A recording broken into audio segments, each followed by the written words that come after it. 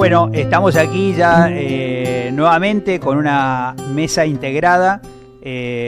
Podríamos decir, como les mencionaba antes, vamos a hacer un poco la tarea por ustedes, en el sentido de que vamos a tener casi la misma consigna que le habíamos pedido como para el trabajo final de este curso, que es de qué manera logramos traducir las políticas públicas en acciones concretas, operativas, reales, que le cambien la vida a la gente, o sea, que sea, sobre todo en un contexto muy peculiar, donde el mandato está llegando, literalmente hablando, desde la presidencia de la nación, en el sentido de que el concepto de llegar a todos, de llegar a todas, ahora comienza con los de abajo, es decir, comienza con los que están peor, digamos. Así que podríamos decir, el objetivo final es llegar a todos, pero, digamos, nosotros sabemos que tenemos a nuestro cargo la salud de muchas personas que tienen como única opción, digamos, el sector público. Estamos aquí, digamos, como integrando las miradas, fíjense ustedes, digamos, de el área de equidad de género, del área de regiones sanitarias y organización en redes. Hemos tenido una conversación sobre esta complementariedad entre redes y regiones, y con la Dirección Provincial de Hospitales. Así que yo le tiro esta pregunta un poco genérica, digamos, y le doy un poco la palabra al que quiera comenzar. Estuvimos recién con Juanse en la instalación de las autoridades en Lanús del Hospital Evita, digamos, y nos parece, quizá, si les parece, digamos, comienzo por Juanse, sobre cómo ves este tema de la traducción de la política pública en acciones operativas. Bueno, buenos días a todos y todas.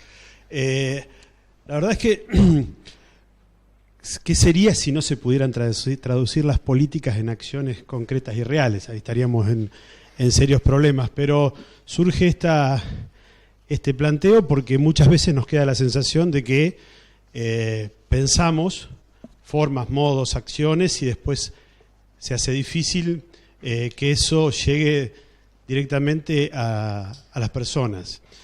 No obstante eso, me parece que la mejor forma de llegar es a través de los trabajadores. O sea, nosotros tenemos una enorme estructura de trabajadores e infraestructura sanitaria en la provincia de Buenos Aires, que es la expresión de aquellas políticas de antaño que pensaron que la salud debía llegar a todos y todas. O sea, cuando vemos el Evita de Lanús, el Eva Perón, cuando vemos el Perón de Avellaneda, esos hospitales enormes que fueron la expresión política de cómo debía ser atendida la salud del pueblo en el territorio.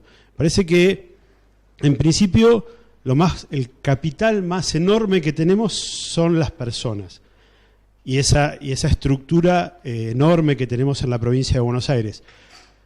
Y eso no me parece que está muy arraigado en la representación popular.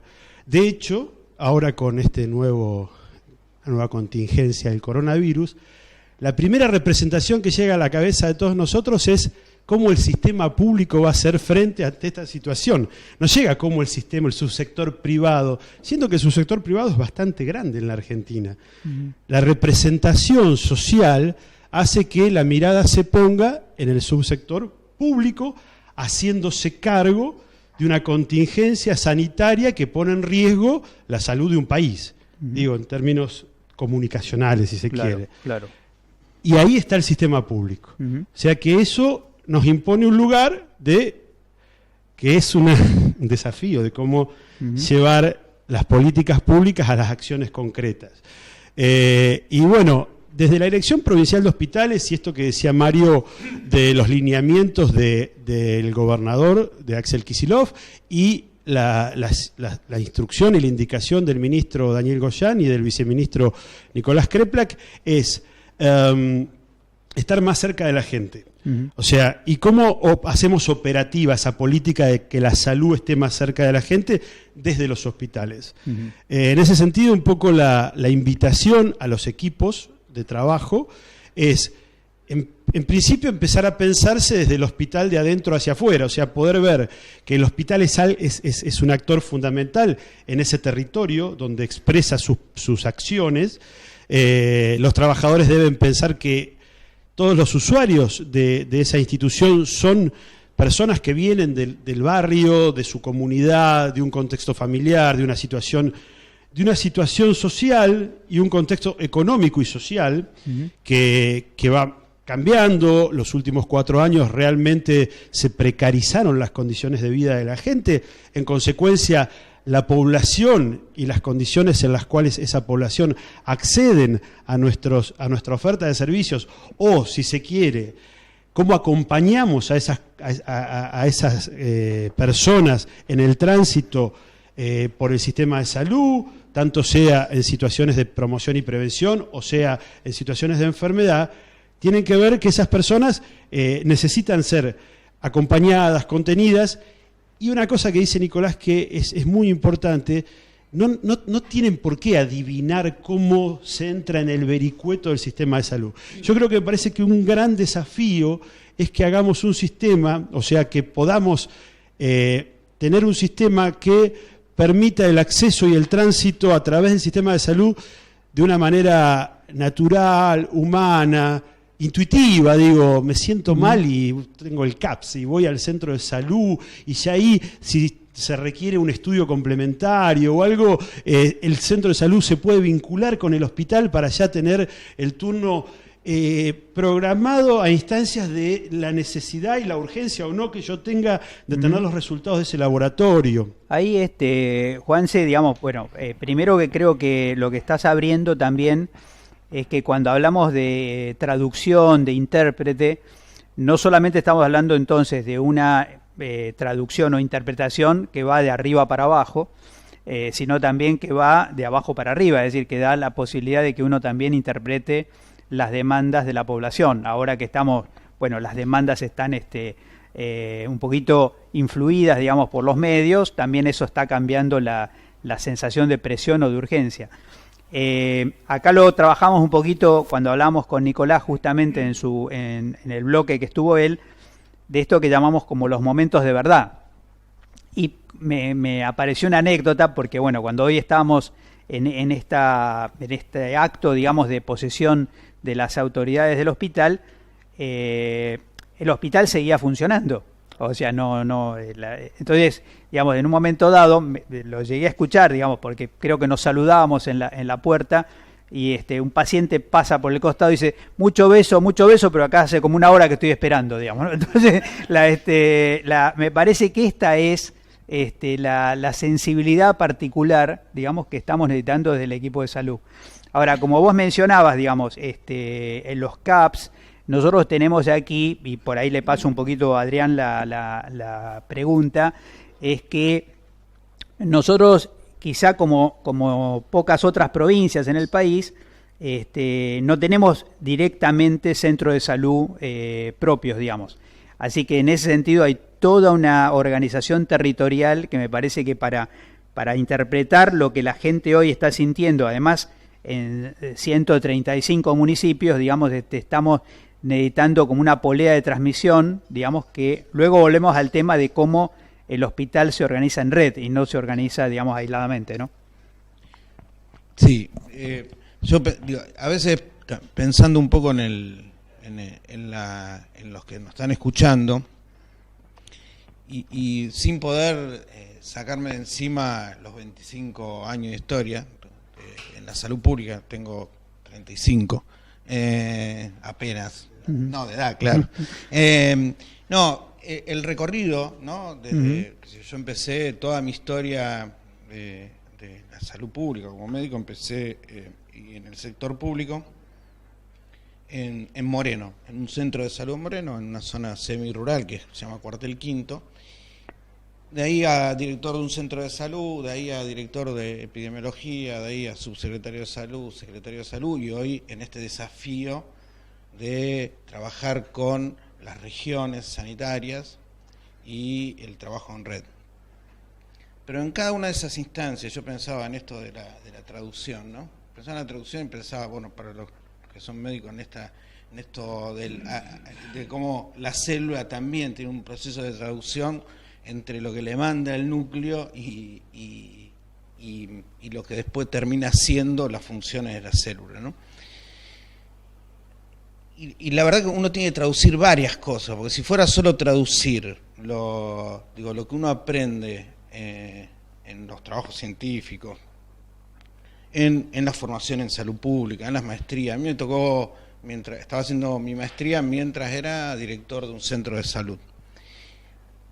Pero no es eso solo, no es lo que uno aprende en los libros de lo que debería ser la salud pública o lo que debería ser uno como un médico de primer nivel, sino es traducir varias situaciones que van surgiendo entre lo que uno aprende en la teoría, lo que te demanda la población, lo que traes con tus creencias, lo que pasa en el contexto de los equipos, en un centro de salud, en una secretaría, en una dirección de epidemiología.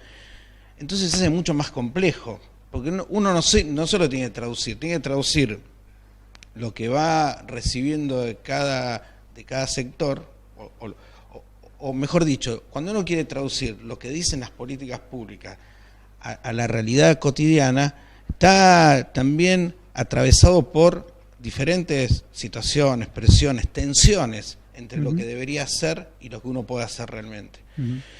Estás trayendo algo, Adrián, interesante que tiene que ver con que se ve a veces como una debilidad en la Argentina, que no hacemos posgrados con becas, sino teóricos, autofinanciados.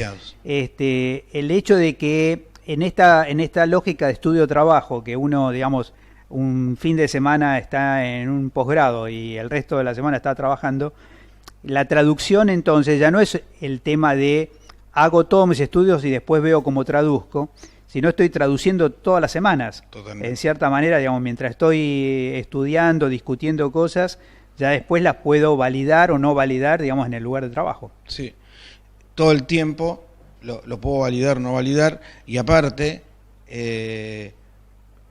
el discurso que estoy intentando en la traducción, uno se siente como o está influenciado y condicionado por otras por otras situaciones.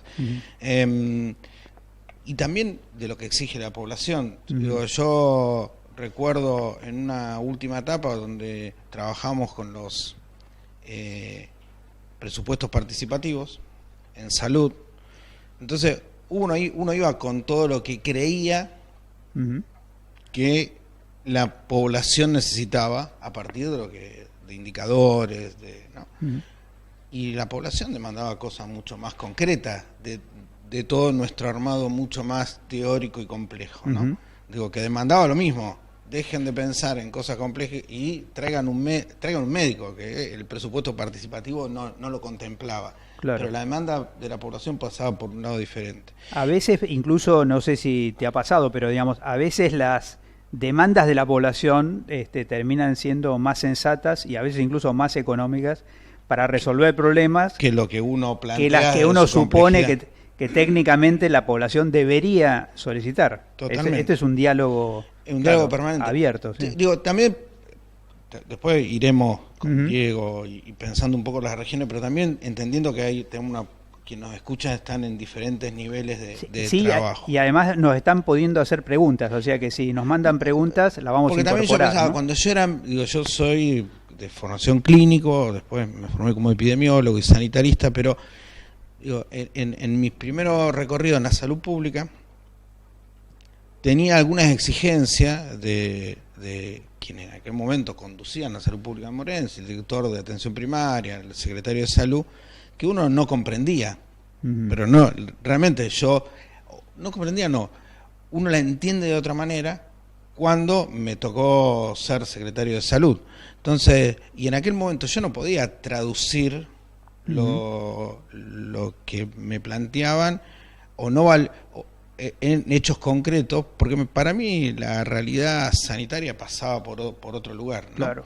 No tanto por la exigencia y de trabajar de cierta manera, sino en una lógica en aquel momento que era y mi formación como médico de la Universidad de Buenos Aires era mucho más liberal, claro. y no la entendía en el contexto de una situación de política sanitaria y la salud como un problema social, y claro. no como un problema solo de resolver, digo, la gripe o la angina o el dolor abdominal de los vecinos que venían. Si te parece, volvemos un poquito a eso en un minuto, sí. Pero me parecía que, porque, digamos, ya fue el 8 de marzo, digamos, hubo un paro, digamos, muy importante el día de ayer, digamos, y me parece, Marisa, quería preguntarte un poco, por un lado uno percibe, la mayor parte del personal de salud son mujeres.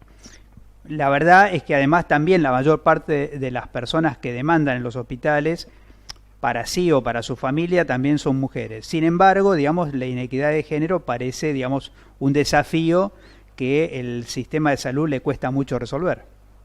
Sí, bueno, Mario, un poco pensaba en función de las intervenciones de los distintos compañeros, bueno, cómo se insertaba esto, ¿no? De la perspectiva de género y sobre todo en la búsqueda de la equidad. Y bueno, la verdad que la equidad es un discurso que viene ya desde los organismos internacionales, en distintos programas, proyectos, etcétera, pero bueno, nos cuesta también poder operativizarla por un lado y hacerla realidad. Entonces ahí me parecía interesante enganchar con esta idea de la traducción, ¿no? Entonces, desde cómo pensamos las políticas públicas, por un lado, las políticas públicas como una entelequia o las políticas públicas como una herramienta y, en definitiva, en una herramienta de transformación social, ¿no? Digo, estamos haciendo política para transformar algo. Y por otro lado, en los actores, digo, me parece que esta dimensión, cuando hablamos de las mujeres, de las disidencias, de las infancias, de las adolescencias, y cómo atraviesa esta perspectiva de equidad, también tiene que ver con los actores y la participación que le damos en este proceso de traducción, ¿no? ¿Qué voz tienen estos actores para incluirse en el diseño de estas políticas, por ejemplo, ¿no? Digo, ya desde el inicio, ¿no? Claro. Entonces no pensemos las políticas como paquetes cerrados, sino dar ese espacio a la construcción y a la voz de los actores. Por ahí digamos, complejizo un poquito el tema porque probablemente vamos a estar con en términos de la traducción, con una marca, digamos, que se repite como argumento y con mucha base material concreta, que es el modelo patriarcal, digamos, también atraviesa todas las profesiones liberales y particularmente también la medicina. Vamos a volver después un poquito al tema de cómo se deconstruye el modelo médico hegemónico, pero lo que pareciera, Marisa, casi como una especie de reflexión abierta, es que, digamos, digamos, demográficamente, digamos, el aumento de profesionales de salud, mujeres, particularmente médicas, que se ha puesto mucho el foco en este tema. Algunos dicen es inadecuado hablar de feminización de la medicina, digamos, en realidad lo que estamos hablando es de un cambio demográfico. Pero ese cambio demográfico no es seguro que por sí solo va a cambiar el modelo patriarcal. No, yo creo que no, porque bueno, como todo cambio tiene que tener una orientación de sentido, y esta orientación de sentido justamente la tienen que dar las políticas en relación a los temas de, por ejemplo, salud sexual y reproductiva, cuando hablamos de, bueno, cómo atraviesa fuertemente este modelo médico hegemónico en las prácticas de salud. Bueno, lo vemos, por ejemplo, en las situaciones de parto. Hoy hablamos de una ley de parto respetado, por ejemplo, o de parto humanizado, ¿sí? Entonces estamos como muy alejados de lo que debería ser en realidad una situación de parto al tener que pensar en humanizarlo, ¿no? Digo, a veces uno los conceptos los tiene que deconstruir en términos de de los significantes que tienen, digamos, en las prácticas concretas. Entonces, si estamos hablando de humanizar el parto, realmente estamos muy alejados de una práctica saludable en términos de equidad y de acceso, digamos, a los derechos. Le paso esta reflexión también a Diego, porque me parece que nos pasó en un momento dado, justamente en un congreso de medicina general, ahí en Esquel. Fue una pequeña observación, nada del otro mundo, pero digamos, un compañero venía insistiendo en el tema, había todo un debate, porque con la mejora de la calidad de la atención del parto, en las zonas patagónicas esto significaba, digamos, que las mujeres tuvieran que hacer trayectos enormes y que los médicos generalistas dejaran de hacer partos. Entonces, él lo decía así como lo dije yo, digamos, decía, bueno, no, es que yo hacía partos, y en un momento dado fue un poco divertido para decir así, pero parar y decir, a ver, vos no hacías partos, los partos lo hacen las mujeres, digamos, ¿no? O sea, parece una, o sea, es un tema de traducción, pero me parece que, digamos, concretamente cuando uno dice, no es solamente el tema de lo que el movimiento de mujeres nos está diciendo respecto a esa humanización del parto, sino la percepción más fina, digamos, porque algunos dicen, bueno, hay, por ejemplo, cesáreas innecesarias porque, y enseguida se le pasa la responsabilidad a las mujeres. Está, de alguna manera, y Diego, que vos conocés más de adentro, todo el proceso de deconstrucción de la medicina que supone la medicina general, y por cierto que nosotros, digamos, trabajamos con, digamos, una enorme cantidad de trabajadores de salud de todas las categorías, pero tenemos una especial cercanía a la actual política pública con los médicos generalistas. De alguna manera, digamos, el proceso de formación de especialistas en medicina general está ayudando a deconstruir el modelo médico hegemónico. Yo creo que sí. Recién veníamos con Maxi llegando a nuestra querida escuela de salud de 451, como la conocemos aquí en La Plata, y le contaba que justo en marzo del 90, hace 30 años, entraba por primera vez a esta escuela como residente, y desde entonces, porque vos te acordás bien, Mario, que por aquel entonces la medicina general estaba todavía en una etapa muy incipiente, así que nos tocó a nosotros empezar a ver, y desde entonces hasta hoy, la pregunta que vos nos hacés, ¿de qué manera traducir concretamente en el deber ser, digamos, ¿no? ¿Cuál es la verdadera contribución que deberíamos y que podríamos hacer todos los integrantes del equipo de salud a que lo que se debe hacer en salud pública se haga efectivamente? Yo creo que en este derrotero, con mucha batalla perdida y algunas ganadas, la medicina general viene haciendo un esfuerzo de mucha coherencia, digamos, ¿no? En estos 30 años. Claro que en cada paso, como describía Adrián, a uno le ha tocado jugar roles diferentes, ¿no? En este momento no me gustaría eludir, además de responder a tu pregunta, un poquitito el capítulo de cómo pensamos las regiones sanitarias, pero puntualmente, en el devenir del modelo médico hegemónico hacia un modelo integral, comunitario, promopreventivo, desiderativo, pigmaliónico, digamos, ¿no? Como cada uno de los autores lo intentan poner en palabras, yo creo que todavía nos falta mucho, digamos. El esfuerzo que vos, Mario, estás haciendo a escala de las escuelas de medicina de América Latina está empezando a dar sus primeros frutos, digamos. No hace mucho egresaron los primeros MIC de Venezuela, están egresando los primeros médicos con una escuela distinta de La Matanza hace poquitos años. En Mar del Plata vamos por el 4º año recién de la escuela nueva. Y otras escuelas de medicina tratando de... Claro, Jaureche. La Jaureche, por supuesto, claro. en Varela. La Universidad del Centro, con su sede en Olavarría, digamos.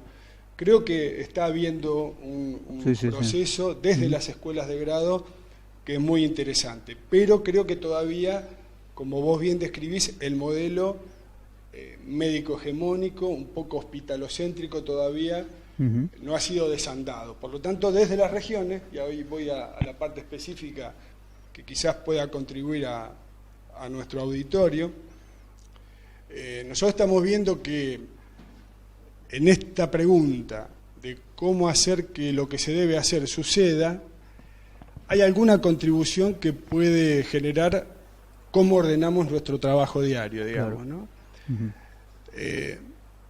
Y ahí hay que preguntarse qué hay que hacer y cómo hacerlo. Y por suerte tenemos un ministro y tenemos profes en el gabinete del ministro y tenemos compañeros en el gabinete que nos están dando claras indicaciones de qué hacer y cómo hacerlo.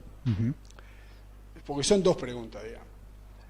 El qué hacer, me parece, tenemos una triple carga de responsabilidad. Yo lo había leído en algún libro como una doble carga, vinculado a atender bien a la enfermedad, como una de las cargas que tiene el sistema, y los médicos generalistas como un componente de ello. Y después, de qué manera mejorar la calidad de vida y contribuir a que la gente no se enferme. La doble carga. Pero yo creo que hay una tercera, que lo hemos conversado hace poquito, un poco disparado por alguna crítica de un presidente latinoamericano hacia nosotros. Interpreto que hay una tercera carga de responsabilidad en todos nosotros, que es contribuir a formar ciudadanos que entiendan que lo que la salud está haciendo, o que lo que el sistema de salud está intentando contribuir a su salud, no es casual, y que eso deviene de una política. Creo que tenemos que atender al enfermo y tener redes de complejidad creciente muy aceitadas. Tenemos que pensar permanentemente en cómo mejorar la calidad de vida y cómo prevenir los problemas de salud, pero también tenemos que agregarle una tercera carga de responsabilidad en el sentido de construir ciudadanías y que el habitante, en este caso de la provincia de Buenos Aires, sepa que lo que sucede no es producto de la casualidad, que no es magia y que es producto de una política pública que existe o que no existe. Mientras vamos como armando, digamos, me parece un poco una red argumental, le vamos a pedir a lo que siempre le pedimos, digamos, a todos los compañeros que nos están escuchando, que apaguen los micrófonos, porque entra el micrófono de algunos se mete, digamos, en la conversación y entonces resulta muy difícil seguirnos. Yo creo que justamente vos mencionabas una palabra y creo que con Juanse podemos, por el hecho de todo este recorrido, digamos, que hace Juanse, digamos, desde la medicina general hasta, digamos, mirar hospitales, es como una reflexión. Nosotros en la cultura del sector salud tenemos una enorme cantidad de versus, digamos, de contraposiciones, digamos, es A o es B o es lo contrario. Hospitalocéntrico es una palabra fuerte, digamos, porque evidentemente acá mismo cuando hablamos de atención primaria a la salud hablamos de una suerte de revolución copernicana, digamos, de poner no el hospital en el centro del sistema, sino la población en el centro del sistema. Sin embargo, digamos, una parte de esa transformación se hace desde adentro mismo del hospital. Hoy teníamos un interesante, casi sutil juego entre, digamos, lo que se planteaba para el hospital. Vuelvo al tema, disculpen que estoy hablando en abstracto sobre algo que ustedes no vivieron y nosotros sí, que es la posesión, digamos, de una nueva dirección en un hospital. Lo normal dentro del hospital, y aparece una frase, digamos, que es una frase reveladora, digamos, el sueño es que todos los residentes del hospital se queden en el hospital. Voy a decir algo odioso, ese no es mi sueño, digamos. O sea, mi sueño es que todos los residentes de la provincia se queden en la provincia, digamos, no en ese hospital, porque además nos estamos formando en hospitales complejos, digamos, justamente para apoyar a los que son menos complejos, ¿no? Entonces, y ahí Nicolás Kreplak, ya decimos Nicolás como si todos estuviéramos entre casa, Nicolás Kreplak, digamos, lo marcó, me parece, marcó una agenda, creo yo, digamos, de cómo el hospital se piensa en red y cómo incluso quizás hay que cambiar las prioridades, y para el hospital debería ser menos importante la demanda espontánea y valorar lo que en algún momento dado le decíamos por lo menos en la experiencia de Rosario, del trabajo en redes, decíamos, mire, si un paciente viene de un centro de salud, eso no es una consulta, eso es una interconsulta, ¿no? Entonces, ¿de qué manera, quizá estos artefactos, dije, para poner un ejemplo, digamos, de qué manera hoy podemos hacer cosas concretas para que el hospital deje de percibirse como en el centro de la galaxia, digamos, y empiece a pensar que es un nodo más, digamos, en la distribución del sistema de salud, ¿no? Sí, tal cual vos lo planteas, Mario. Pero me gustaría ir un poquito para atrás y, bueno, tomar la pregunta que le hiciste a Diego, que Diego, por su, digamos, tradicional humildad no lo va a decir, pero en realidad la medicina general, los médicos generalistas, en mi recorrido en la Argentina, pero del 83 en adelante, han sido, yo creo que ha sido un punto de inflexión en el modelo digamos, del proceso de atención. Yo creo que se contará mucho más dentro de muchos años, pero la medicina general en la Argentina produjo esa cuestión, digamos, de la contraposición o poder mirar desde otro lugar el modelo médico hegemónico y empezar a cuestionarlo. Me parece que eso... Y hoy estamos viendo algunos resultados de eso. De hecho, hay muchos directores de hospitales que son médicos generalistas. Más allá de que la Dirección Provincial de Hospitales esté a cargo de un médico generalista, me parece que también tiene que ver con eso. Y me parece también que tiene que ver con, para ir un poco a tu pregunta, Mario, con dos cuestiones.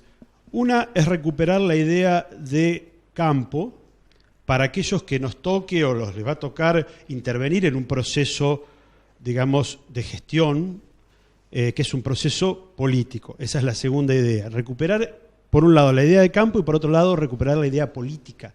O sea, lo que se ha tratado durante estos últimos años es de despolitizar la salud. Y despolitizar algo que naturalmente es político es un problema, porque es un recorte que necesariamente deja cosas afuera, entre ellos la gente.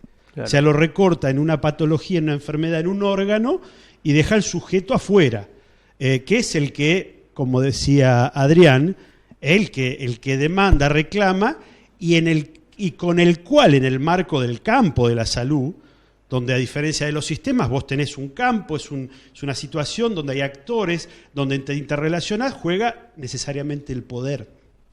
Y ahí entra un poco ahí tu pregunta, Mario. Yo creo que los hospitales, Nico lo menciona siempre, tienen que animarse a ceder poder.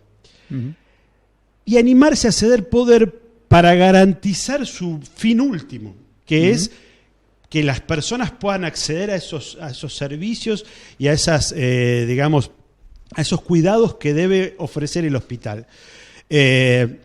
Y me parece que un poco el desafío tiene que ver con eso, que pueda ceder poder al centro de atención primaria, pueda ceder poder al consultorio, pueda ceder poder a la enfermera de atención primaria, al promotor de salud, en la medida que podamos compartir ese poder y garantizar que el otro también tiene problemas. El equipo de salud en el territorio tiene problemas de altísima complejidad social uh-huh. y necesita de las posibilidades de poder contar con ese hospital que cede parte de lo que le era propio, como era la capacidad de veto. Vos entrás, vos no entrás. Me parece que tiene que ver, cuando yo planteo, empecemos a pensarnos desde el hospital mirando para afuera. No, porque para adentro nos quedamos en los problemas de los servicios. Claro, entonces, claro. Está faltando tal... Y el problema de quedarse en los problemas de los servicios, que se recorta tanto la cuestión que la solución es una. Bueno, no está está el aparatito, no tenemos el ecógrafo, no anda.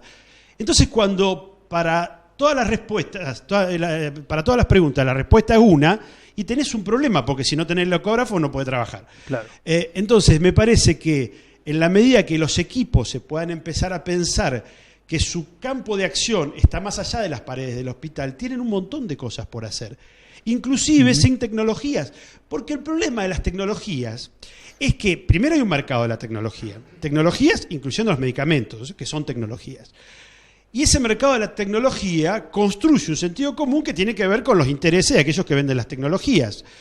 Entonces, también tiende a recortar al sujeto trabajador, porque te pone en un lugar de prescriptor de cosas.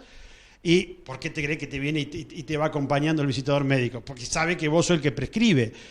Y ese es un lugar sumamente incómodo y aparte me parece que es reduccionista de la potencialidad que tiene el trabajador de la salud. El trabajador de la salud es un tipo transformador, que tiene que estar absolutamente politizado, ideologizado, convencido de lo que hace, garante de los derechos del otro.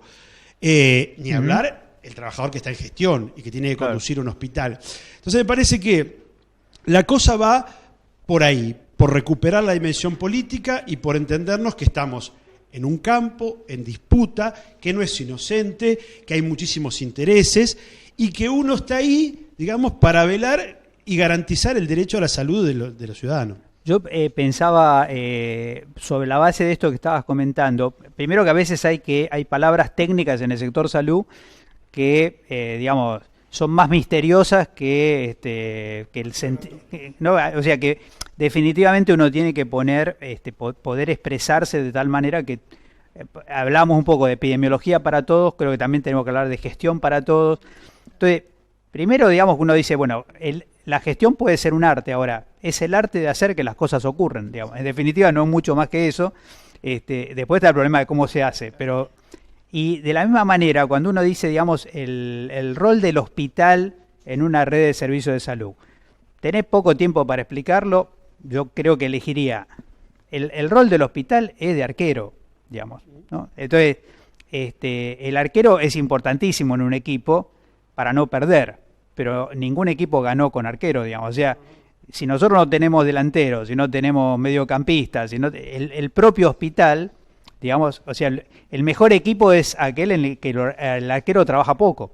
Si el arquero trabaja mucho, digamos, lo que estamos diciendo es tu sistema de salud no está tan bueno.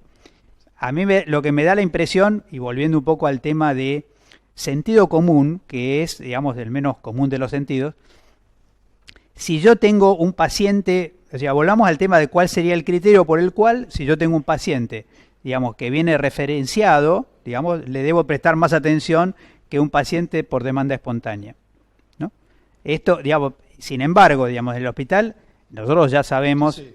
O sea, no vamos a entrar en los detalles de aquello que todos conocemos, digamos, pero, digamos, ambulancia, digamos, de un municipio del conurbano que llega a un hospital público de la capital federal, lo deja en la esquina, le dice, digamos, no diga que yo te traje, porque, bueno, eso es el antirredes, digamos, ¿no? O sea, eso, como hay un anti-Edipo, tal vez deberíamos escribir un libro del antirredes. Parece que el sistema de salud de la Argentina se formó como el antirredes.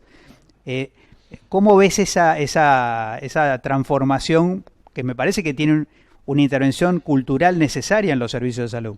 Y es un poco, digamos, se ve como que hay que trabajar mucho eso, por diversos motivos. Primero, por las competencias jurisdiccionales que, de alguna u otra manera, hace que esos trabajadores no se sientan parte del otro sistema. De hecho, al día de hoy hay un hospital que fue provincializado y todavía están llorando cuando eran parte del municipio, digo. Sí. Y a la inversa, digo, hay una cuestión de referencia jurisdiccional que genera una cuestión subjetiva donde el otro está del otro lado, digamos. Me parece que eso hay que trabajarlo, seguramente es una tarea que tendremos que hacer con regiones, porque es como decís vos, es mucho más accesible una guardia de demanda espontánea que entre un paciente referenciado por... Y por ahí si es referenciado no es valorada la referencia, o sea, la hacemos todo de nuevo, total... Entonces me parece que eso es fundamental para trabajar en esa articulación. Lo que se está planteando de la Dirección Provincial de Hospitales es dispositivos concretos, que cada una de los hospitales empiece a trabajar con el territorio, dispositivos concretos y factibles de referencia contra referencia, que no quede en o conocer los días y horarios del centro de salud, sino tiene que haber un sistema formal, articulado, sistematizado, donde la persona, si se va de alta referenciada. Claro, o sea, claro. Todas las altas tienen que ser referenciadas. ¿A dónde? El efector de salud más cercano, el domicilio de la persona, donde tiene que tener un control post-alta. Y viceversa, cuando la persona tiene que volver a los seguimientos hospitalarios, tiene que ser referenciado también. Eso lo estamos trabajando, hay que hacerlo en el marco de una articulación, no era articulación, de una coordinación con el municipio. ¿Por qué? Eso se está dando en cada territorio. Por ejemplo, hay municipios que establecieron un programa de digamos, fortalecimiento hospitalario, siendo que el hospital es provincial, y en el marco de ese programa de cooperación se va a trabajar los dispositivos, porque hay municipios que ya tienen dispositivos informáticos que hay que vincular las bases con las del hospital. Eso sería, por ejemplo, un trabajo concreto. Después, los mecanismos de internación domiciliaria y seguimiento en domicilio, que también estamos fomentando. Hay algunos hospitales que tienen servicio de internación domiciliaria, queremos que eso se trabaje y se profundice mucho más. Inclusive la asistencia de emergencia, para que no solamente se resuelva en la guardia hospitalaria, sino que pueda haber otras instancias de atención primaria con cobertura 24 horas que pueden estabilizar al paciente y tener una referencia mejor de los pacientes de emergencia. Hay algo ahí que vos estabas mencionando que me aparece un poco. Primero, hay un viejo concepto de redes que lo recogió un autor en Córdoba, justo después de la explosión de Río Tercero. Digamos que la gente en realidad, cuando dice hospital público, no sabe exactamente si es municipal, si es provincial, si es nacional, digamos. O sea, de repente alguien tiene un problema en el Posada, va a venir a quejarse acá, digamos. O sea que ahora esta frase era algo así como, mire, no importa quién lo haga, lo que importa es que se haga, ¿no?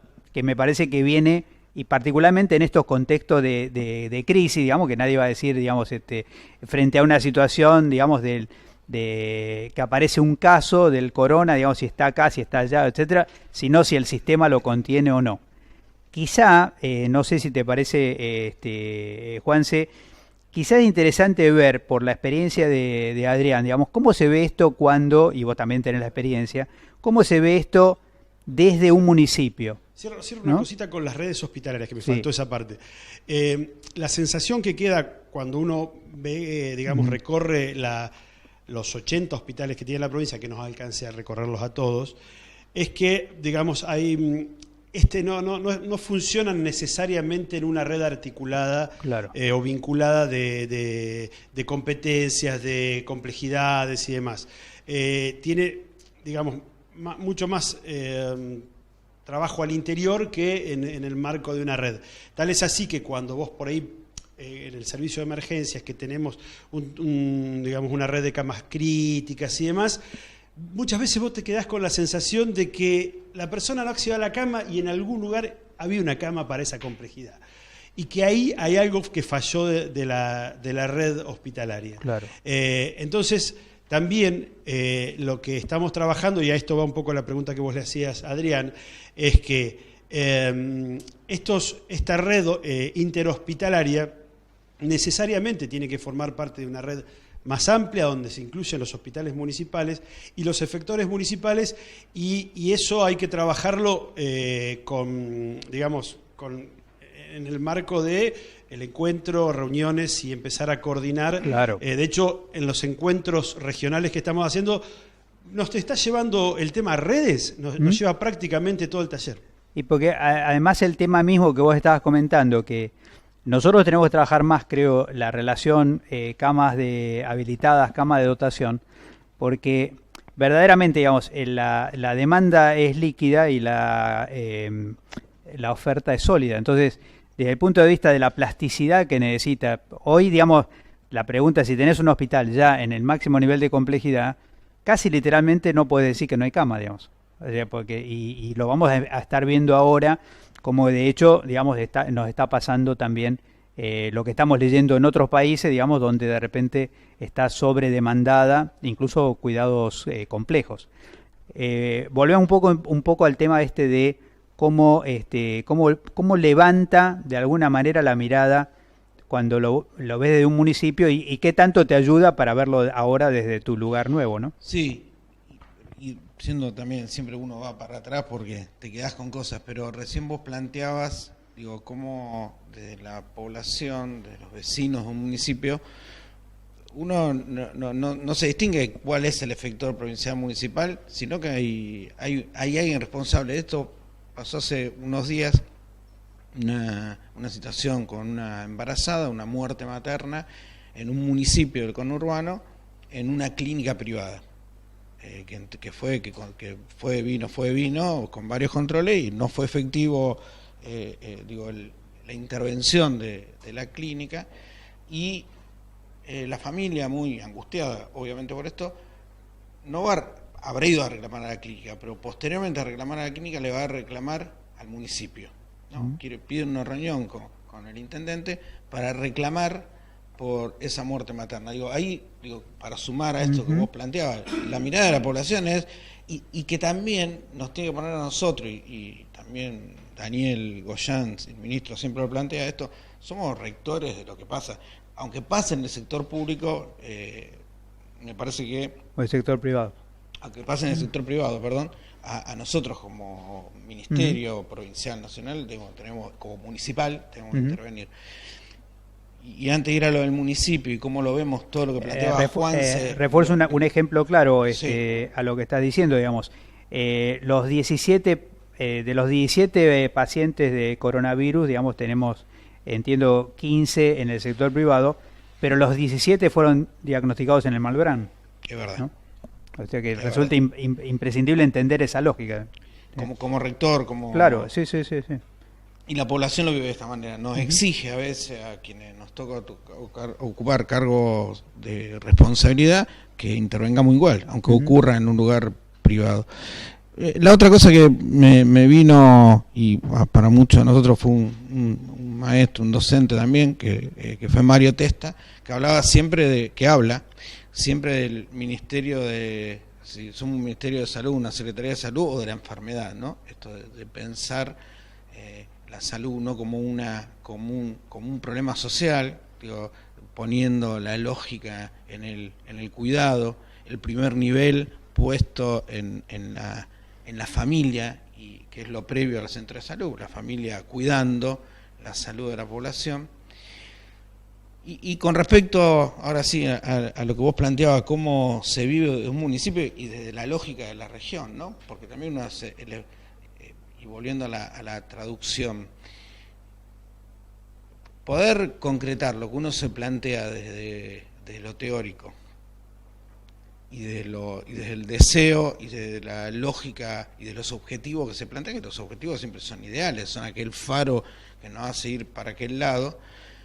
Y es difícil, todos nosotros pasamos por diferentes lugares de responsabilidad, de gestión, de laburo concreto. Traducir es difícil, traducir, concretarlo, es difícil. Uno no puede, no termina siendo lo que se plantea, no termina plasmado en la realidad como se lo planteó. Pero bueno, lo importante es el desafío de juntarse, de trabajar, de seguir, de no perder ese faro de la salud pública, ese faro que nos indica para dónde tenemos que ir, hasta en cuestiones cotidianas que, yo tengo mucho déjà vu. Ahora cuando voy a las reuniones que fuimos el otro día a la región 11, tuvimos ahora hace poco una en la región séptima, que se llaman CORESAS, Consejos Regionales de Salud, donde están todos los directores de hospital, todos los secretarios de salud, los hospitales municipales, provinciales, ¿no? Entonces, ahora que me toca estar de este lado de la gestión, y me replanteo, yo muchas veces pensaba, ¿cómo volvemos a discutir después de tanto tiempo la referencia y contrarreferencia? Y cómo, avanzamos en un montón de cosas, cómo avanzamos, o el hospital con esta lógica de la salud pública hospitalocéntrica. Cambió mucho, cuando uno va recorriendo municipios, en muchos municipios el castigado ya no va al último centro de salud más lejano porque hacía macanas en el hospital. En algunos lugares nos cambió, en algunas cosas importantes de la salud pública, como por ejemplo, y que lo planteamos también del Ministerio, lo plantea Daniel, donde uno pone el financiamiento. ¿Qué financiamos desde la provincia?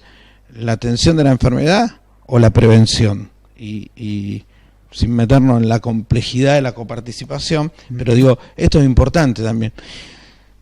¿Cómo concretar que lo que planteamos, por ejemplo, en un tema clave, que es la referencia, la contrarreferencia, el hospital atajando penales y el centro de salud abriéndole la puerta a cada uno de los vecinos de su centro de salud para que el primer nivel, creo que lo dijiste vos, yo creo que te lo escuché a vos, que el primer nivel no sea como una vía muerta que llega a ningún lado, o que llegue a que le ataje el Pinal sin que pase por el centro de salud. Totalmente. ¿Cómo lograr esa cosa? Bueno, yo creo que es desafiándose de lo político, no digo partidario para los que creemos que o elegimos pelearlos a un lugar, para los que no, muchos de los trabajadores de salud que no están en una lógica partidaria, pero que entienden que la salud pública es un problema de salud. Lo hablábamos en alguna reunión donde el otro día, donde no importa que el tipo haga y el profesional una cirugía era más compleja, cuando entiende, aparte que de lo técnico puede ser bárbaro, pero entiende que ahí está haciendo un acto que tiene que ver con otras situaciones más allá de lo estrictamente biológico. Totalmente. Y es la desesperación a veces de esas reinternaciones sociales. O sea, por un lado no quiero que nadie me enturbie mi análisis con lo social, y después, digamos, lo social es lo que produce la reinternación.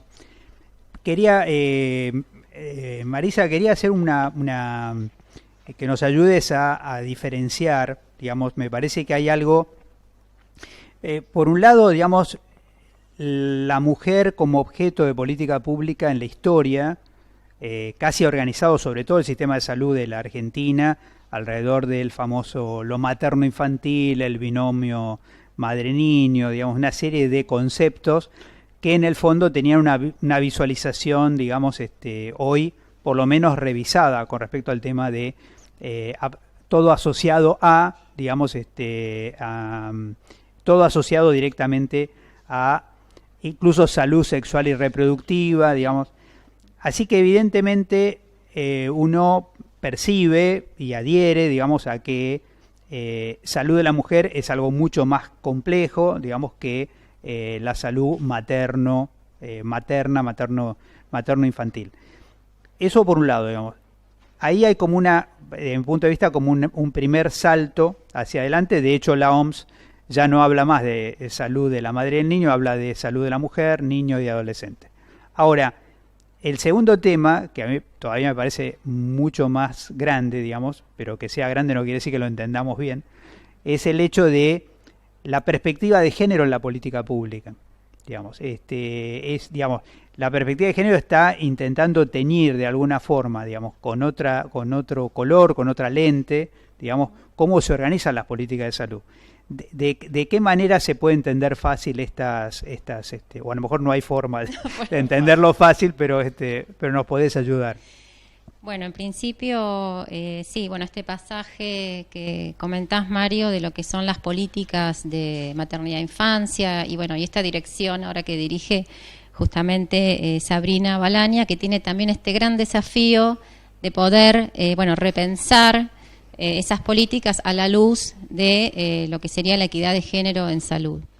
Estas políticas, por supuesto, cuando hablamos de las políticas materno-infantiles, tienen, por supuesto, su sesgo en relación al objeto, digamos, y a los sujetos que atienden un momento que es totalmente coyuntural, que es la maternidad, ¿no? Y entonces ahí es donde nosotros vemos qué pasa antes y qué pasa después, ¿no? De ese momento coyuntural en que la mujer decide tener un hijo.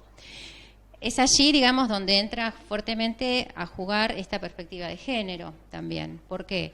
Cuando nosotros hablamos de equidad y hablamos de los modos de enfermar y morir diferenciales por género, hablamos de varones, mujeres, trans, bueno, ahí nos encontramos con el gran panorama, digamos, las desigualdades sociales, y volvemos a lo social. O sea, es inevitable, digamos, caer en este análisis, por más que no querramos que tiña, pero que es el que le da sentido luego a toda esta organización del sistema, que vemos superpuesto, con distintos aristas que siempre, digamos, hay que seguir trabajando, y que tiene que ver con las necesidades concretas, o sea, de una persona, por ejemplo, trans, que decide también maternar, por ejemplo, ¿no? Bueno, ¿cómo traducimos eso concretamente en los servicios de salud?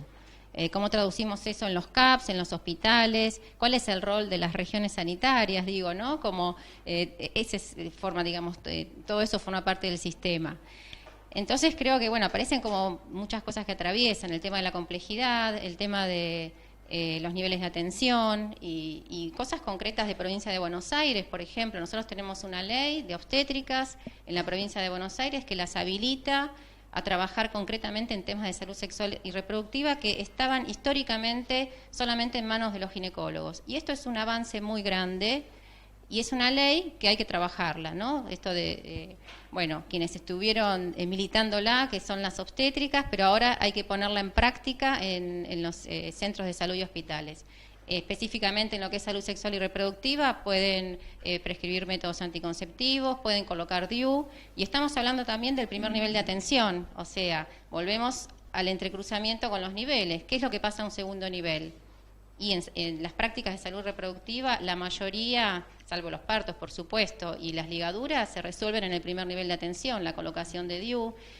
Y lo quiero linkear con el tema de los médicos generales, porque nosotros tuvimos una experiencia en provincia de Buenos Aires, que luego, fue publicada por la FIGO, que es la Federación Internacional de Ginecología y Obstetricia, que justamente es una federación mundial, y levanta una experiencia de la provincia de Buenos Aires de trabajo con médicos generales en lo que es la capacitación en centros de atención primaria en técnica MEU, que es una experiencia que se realizó en provincia de Buenos Aires entre los años 2014 y 2015.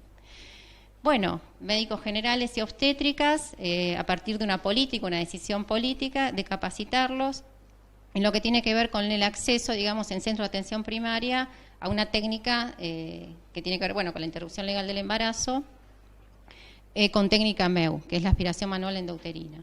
Esto es una experiencia que nosotros partimos de otro diagnóstico. Nosotros teníamos mucha resistencia en los hospitales y por eso fuimos al nivel primario, digamos, ¿no? Y con médicos generales, la resistencia que encontrábamos con los médicos ginecólogos, la excesiva objeción de conciencia, el desconocimiento de los marcos legales y normativos, porque esto también es lo que uno en última instancia trata de ubicar en eso las resistencias, ¿no? Y por eso también el sentido de estas iniciativas, de estos cursos y de poder, digamos, llevar a los equipos de salud, todas las herramientas con las que tienen que contar para atender, digamos, garantizar una atención de calidad en lo que es la salud sexual y reproductiva. Pero un poco integrando aquellos aspectos que se están discutiendo aquí, volvemos al punto que son las necesidades de las personas, ¿no? Entonces, claro, cómo también la política orienta la construcción de este camino en función de esa necesidad. Me parece que ahí, claro, es donde se organiza el sistema. Debe haber algo también, porque digamos, cuando hablamos de inequidad en general, digamos, también lo mencionamos la otra vez que estuvimos aquí conversando, las inequidades a veces se suman, es decir, que también hay inequidades, digamos, generacionales, inequidades de clase social, inequidades de... Y ahí hay algo que a veces el sector público, digamos, tiene que estar prevenido, porque a veces ocurre que los sectores de clase media, los sectores que tienen cobertura privada o cobertura de obra social, capturan primero, digamos, una idea y luego, digamos, uno sabe que es precursora de que eso va a presionar después sobre el sector público. En el pasado sucedió ya con la lactancia materna, digamos. Hoy me parece que está volviendo a suceder con la tendencia a las cesáreas innecesarias. Sabemos de algunas obras sociales, digamos, que están arriba del 70% de cesáreas y que incluso en algunos sectores sociales el 30% de las mujeres interpreta que la cesárea es un derecho o es una vía rápida, simplificadora, digamos, sin que se divulgue para nada, digamos, las contraindicaciones y las complicaciones de la cesárea, que son, digamos, por lo menos están descritas 10 complicaciones post-cesárea, o incluso la idea de que no se sepa de que la cesárea es una cirugía mayor, como si fuera, digamos, un paseo, digamos así, ¿no? En ese sentido, podríamos decir también que hay en la cultura de los sectores populares todavía como una reserva cuando uno habla, digamos, de parto natural, cuando uno habla de parto humanizado. Yo creo que sí, pero porque, tiene que ver también sabemos que las cesáreas tienen que ver también con la mercantilización de la medicina, entonces, digamos, este es un discurso que o sea, se arraiga también en la población. Estamos hablando de un poder médico hegemónico y un discurso y una desigualdad de poder que por supuesto permea en el sentido común de la población. ¿Por qué tiene que uno ir a una cesárea, a veces de manera innecesaria? Y bueno, y todo lo que despliega en una situación concreta de un embarazo, la posibilidad o no de ir a una cesárea y las dudas que eso puede generar. Eso por un lado. Por otro lado, pensaba también en esto que hablábamos del tema de mortalidad materna, ¿no? Y cómo, si bien estamos hablando de cómo transcurrir, digamos, esta situación de parto, también cómo trabajamos en la prevención y promoción de la salud sexual y reproductiva, ¿no? Y en el empoderamiento de toda la población en relación a sus derechos, porque el derecho al parto respetado, al parto natural, es un derecho que asiste a la población. Entonces nosotros estamos, de alguna manera, vulnerando ese derecho y tenemos que verlo en ese sentido. Cuando no damos educación sexual integral, estamos vulnerando un derecho. Hace más de 10 años que está la ley de educación sexual integral, sin embargo hay escuelas en las cuales ni siquiera se está implementando. Y eso no es una decisión, hay niños y niñas y adolescentes a los cuales se le está vulnerando concretamente un derecho. Entonces, volvemos, me parece, al eje un poco de este curso también, ¿no? Que tiene que ver con políticas en salud centradas en derechos. Y en el campo de lo que son los derechos sexuales y reproductivos, estos son los derechos que hay que sostener y seguir promoviendo en la población. Se desprende muy fuertemente esto de que uno generalmente tiende a pensar, digamos, la demanda, la población por un lado, la oferta por el otro. No se estudia mucho el tema de cómo la oferta organiza la demanda. Evidentemente aquí y digamos, tratándose claramente en algunos casos de comodidad y en otros casos de mercantilización, la parte oculta es que hay daño. Digamos, si no hubiera daño y las opciones pesaran igual, pero verdaderamente parece que lo que nos están diciendo los expertos es que arriba de 14% de cesáreas ya hay que empezar a pensar de que en vez de mejorar la situación materna y la situación del recién nacido, empieza como a empeorar, ¿no? Diego, hay una cosa que se mencionó porque apareció el tema del año 83, ¿no? Que fue un año muy importante para la medicina general de la provincia de Buenos Aires. En aquel momento, yo más o menos lo recuerdo, porque entre otras cosas hubo un diálogo con la Escuela de Salud Pública de la Universidad de Buenos Aires, en esa conformación de la nueva currícula. Ya había un antecedente en la provincia de Neuquén, digamos, donde quizá me surge a mí ahí como dos preguntas, digamos, a lo mejor un poco nostálgicas. La primera que recuerdo muy claramente es los médicos, en ese momento llamados médicos rurales, digamos, en Neuquén, primero, digamos, habían rescatado de los viejos profesores de medicina, recuerdo particularmente Burucú, Gian Antonio, digamos, habían recuperado la semiología, digamos, como algo que parece que los médicos modernos hemos perdido, digamos, ¿no? Por otro lado, recuerdo que la idea de competencias era tan abierta que competencia era competencia para hacer lo que había que hacer. Entonces, la formación de los médicos generalistas, recuerdo que se incluía, de los médicos rurales, se incluía equitación y se incluía mecánica ligera, que uno podría decir aprender mecánica en una residencia médica. Bueno, si te quedabas plantado con una ambulancia, digamos, en la altura, podías fallecer de frío, digamos. Entonces, todas estas cosas pasaron a ser un poco como míticas, digamos, de la formación de los médicos generalistas. Quizá la pregunta traída a 2020, digamos, es, por un lado, hay competencias nuevas para tener en cuenta en la formación de médicos generalistas, de las cuales yo, por ejemplo, para elegir una, elegiría, digamos, que te cambien pesadamente la morbilidad hacia morbilidad crónica, digamos, ya por sí esto es un desafío, que incluso está recuestionando la centralidad del Hospital General de agudos en un contexto de aumento de las enfermedades crónicas. Y por otro lado hay algo que me parece que quedó flotando y que para la provincia de Buenos Aires es importante dada su geografía, que es, digamos, si medicina general es lo mismo que medicina rural. Bueno, nuestra federación tiene un comité de medicina rural y ahí don Arturo y don Rafael Pasarini lo lideran. Bueno, aquella experiencia neuquina fue digamos, vocación pura para muchos de nosotros. Digamos. Nosotros, algunos en moto, como me tocó a mí, otros en auto o en colectivo, pero cuando aquellas revistas geniales que se llamaron Nivel 1 de la década del 80 nos mostraban a nosotros que los éxitos mayores en salud perinatal los lograba la provincia de Neuquén, los generalistas nos íbamos como podíamos, digamos. Y los neuquinos nos recibían como podían, y me acuerdo, ¿no? La ruta 20 creo que era, y en la moto, y dejar el casco ahí en el Buqué Roldán, el hospital, el pequeño hospital de una sola planta, donde los generalistas y ruralistas de Neuquén se capacitaban y adquirían sus competencias, y era deslumbrante, digamos, ¿no? Me acuerdo aquella primera guardia en el Buqué Roldán, sin pedir rotación extracurricular, nada, seguramente escapado de algún instructor medio distraído en la moto, tampoco pidiendo una autorización. Por aquel entonces nos abrían las puertas los compañeros neuquinos. Aquella primera actividad de la primera noche de guardia fue genial, digamos.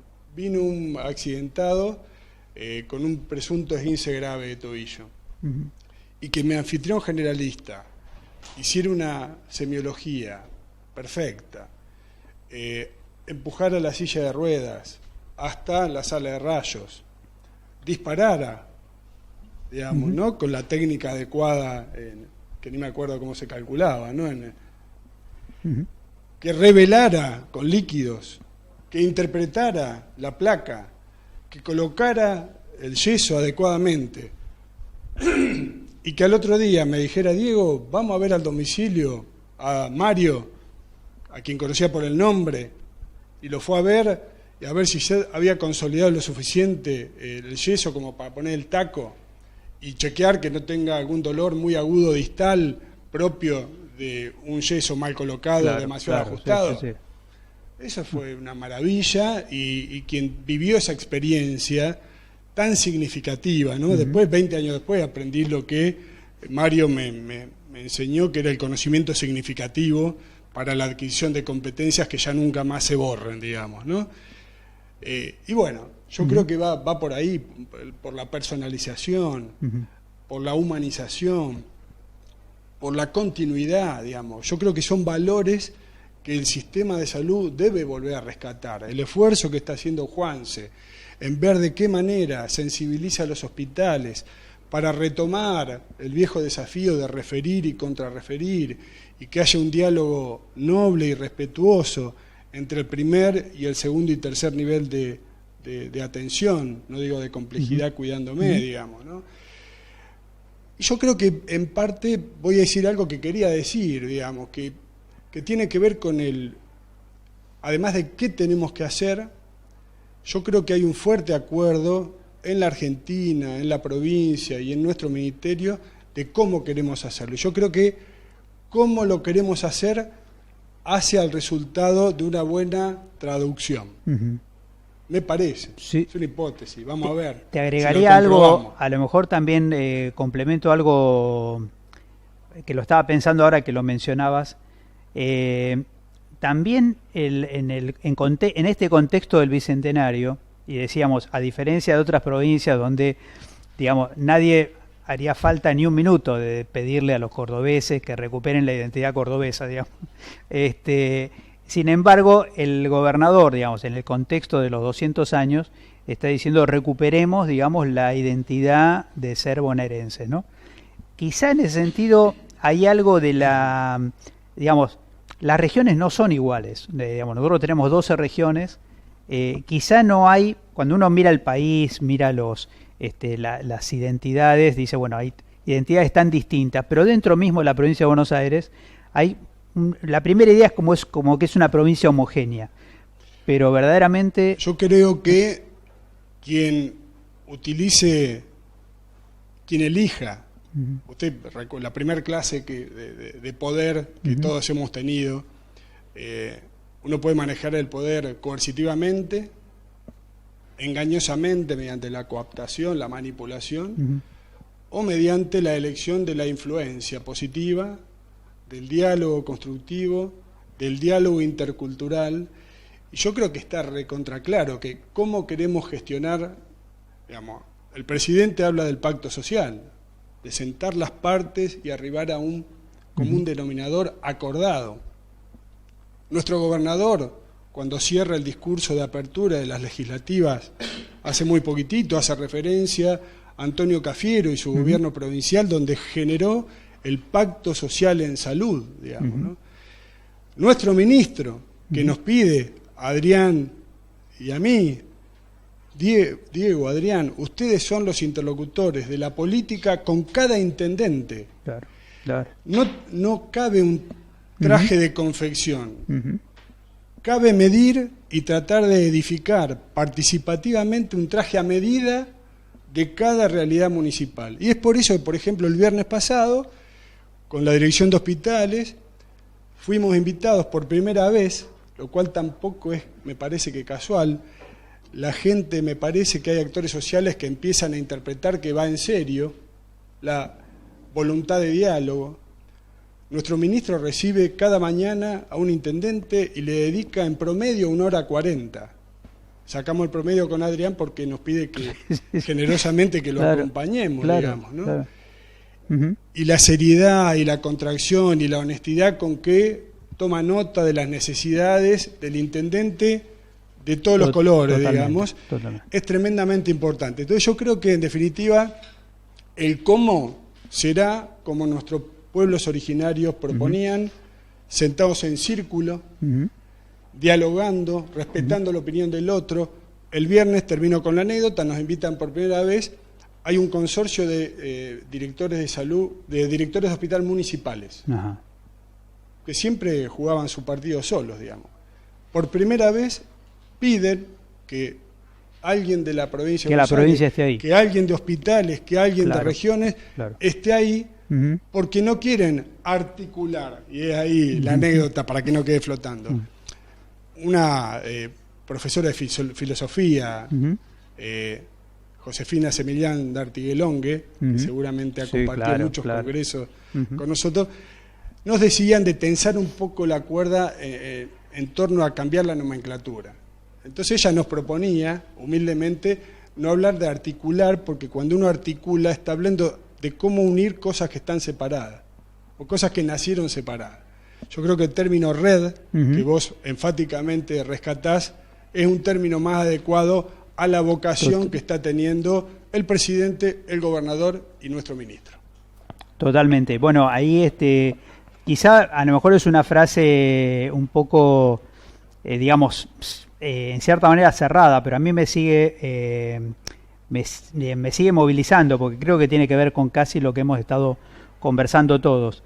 Esta frase de Boaventura Santos que dice, digamos, el derecho a ser iguales cuando la diferencia te inferioriza, pero el derecho a ser diferentes cuando la homogeneidad te desnaturaliza.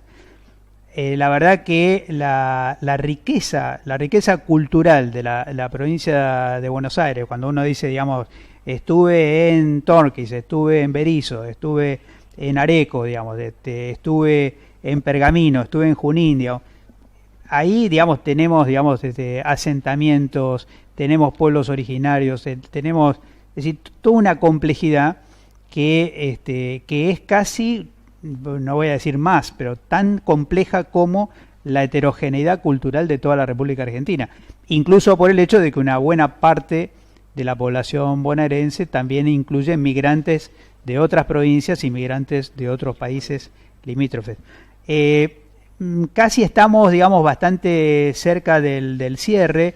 Yo te pediría, Juanse, si nos podés leer este comentario que parece que llegó directamente para vos.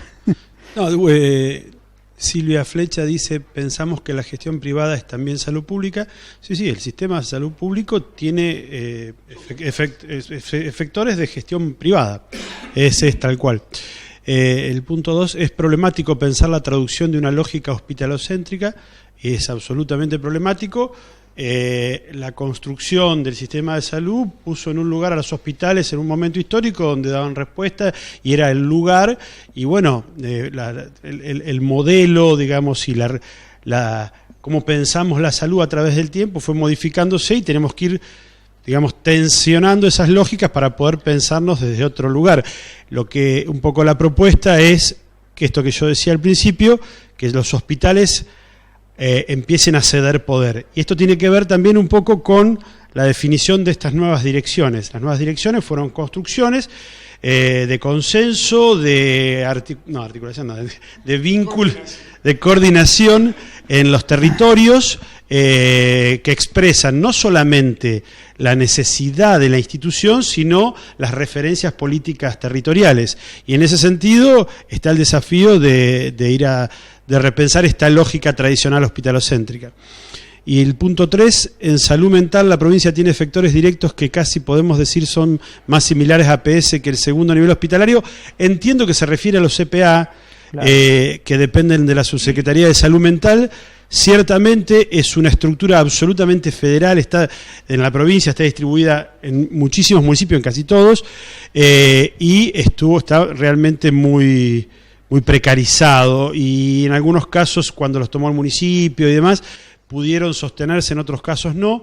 Hay una fuerte definición por parte del ministro y de la subsecretaria Julieta Calmes de Salud Mental de que estos efectores realmente estén puestos en valor y trasciendan lo meramente de adicciones, sino que tengan que ver con la salud mental entendida desde lo integral. Quizá teníamos una última pregunta, digamos, que es con esta lógica de entender a las redes como comprensivas de atención, no solo en hospitales, sino en los municipios, y la idea de ceder poder, ¿dónde considerar agotada la atención? Lo pregunto desde los incesantes amparos en salud que llevan a atender conflictos o prestaciones inacabadas, resolviendo los jueces medidas autosatisfactivas con plazos perentorios. Es una pregunta de abogado del Hospital Doña Tibia. A mí, digamos, me parece que, quizá, algunas precisiones, porque me parece que fue lo que nos venía. Primero, esto que planteaba Juanse, digamos, con respecto al tema de público-privado. Yo creo que nosotros estamos administrando fundamentalmente un sistema de propiedad estatal, digamos, que es obviamente público. Ahora, el sector privado puede tener un funcionamiento público, pero para que el sector privado pueda tener un funcionamiento público debe estar regulado, digamos, ¿no? O sea, que la palabra clave, de qué manera lo privado se vuelve público, digamos, es cuando está regulado.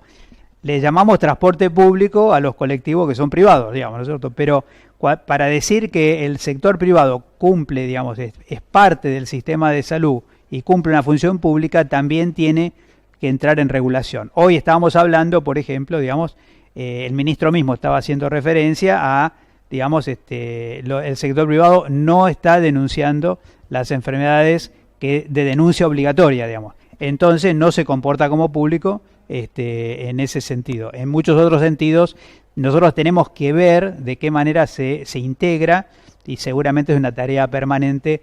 Después discutiremos si de articulación o de coordinación, para que no nos quede. Mario, seguramente la articulación nos da un poco un sentido de rodilla, digamos, sí, por favor. No, solo una viñeta para dar respuesta del compañero abogado. Uh-huh.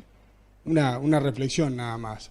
Dentro de las especialidades médicas, aquellas que tienen continuidad, personalización en la relación ciudadano-equipo, son las que menos querellas tienen.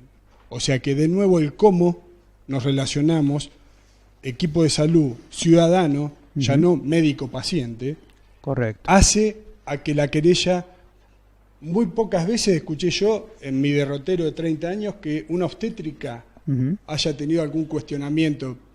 ¿Será que la obstétrica, será que la enfermera como integrante del equipo, será que el promotor establece un vínculo de fraternidad, confianza, continuidad que casi lo hace inmune a la querella?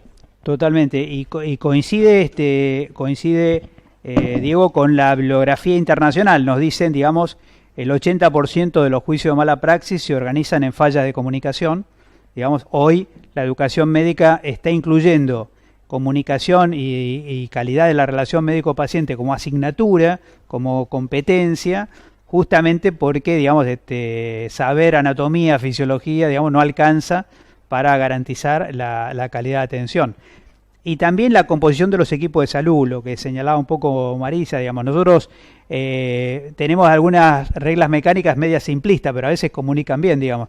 Nos lo decía una compañera de jefa de carrera de kinesiología, decía, mira, más kinesiólogos, menos medicación, ¿no? Y hoy podríamos decir lo mismo, más obstétrica, menos cesáreas, digamos. O sea, el equipo de salud realmente, digamos, no es casualidad que la Organización Mundial de la Salud haya dicho que el nuevo protagonista de la atención primaria es el equipo de salud, digamos, y rompe esta idea de a ver qué profesión tiene la sartén por el mango. Estoy llegando a los últimos 5 minutos y sería totalmente, digamos, injusto que apenas una muestra, podríamos decir así, de las casi 40 personas, 35 personas que han hecho posible durante el verano que este curso les llegara a todos ustedes, no pudiéramos saludarlos un poquito personalmente, con lo cual les vamos a pedir que nos acompañen acá atrás para los últimos 5 minutos, que den la cara a la cámara, digamos, y que puedan ustedes ver, digamos, quiénes han estado recibiendo las preguntas de ustedes, quienes han estado chequeándonos desde el aula magna, desde la propia escuela, quienes han estado en el área de sistemas conectándose con Telesalud. No podemos traer para aquí a los compañeros de Telesalud Nación, digamos, aunque sea virtualmente, pero sí quisiéramos, si podemos llegar a ponerlos en pantalla para que recibir también un saludo de ellos desde aquí. Le estamos pidiendo también, además a los compañeros que habitualmente nos sacan fotos, que vengan de este lado, digamos, queríamos pedirle disculpas a ustedes y a Teresa, que ha llegado, habíamos pensado por la inquietud que hay, digamos, compartir con ella también alguna información epidemiológica reciente. Se nos acabó el tiempo, lamentablemente. Quiero decir que el equipo de epidemiología, como ustedes se darán cuenta, está reunido en sala de situación, están trabajando a tiempo real, así que le agradecemos el esfuerzo a Teresa de acercarse por aquí. Creo que juntos vamos a hacer, adelante, creo que juntos vamos a decidir muy rápido una transmisión exclusiva para epidemiología. Teresa, si te parece bien, digamos, para que podamos dedicar las 2 horas enteras, digamos, a esto. Ya hemos anunciado que se acaba el verano, pero no la tarea de la escuela, así que lo que queremos será, a nombre de todos los compañeros que han hecho posible que este curso de verano, digamos, se complete con tanto éxito, con tanta repercusión, queremos dejarles un cariño, un abrazo enorme que se extienda por toda la provincia y que esta traducción sea una tarea de todos, de nosotros, de ustedes a su vez interpelando, interpretando, digamos, a la población, y que esta traducción no sea de arriba para abajo, sino una traducción de arriba para abajo y de abajo para arriba, para que hasta la última detalle, la última queja, tenemos un ministro de Salud con las orejas bien abiertas, muy sensible incluso al estudio de casos, a los detalles más específicos, para que la política pública no se quede en el discurso y poder hacer realidad la idea de una política de salud basada en derechos. Muchísimas gracias por acompañarnos, seguimos en contacto, ya tienen todas las pistas de cómo termina el curso, está todo en la plataforma, así que y no tengan duda de seguir usando nuestro mail para recibir todas las consultas, apoyo que ustedes quieran o necesiten. Muchísimas gracias a todos, muchísimas gracias a ustedes.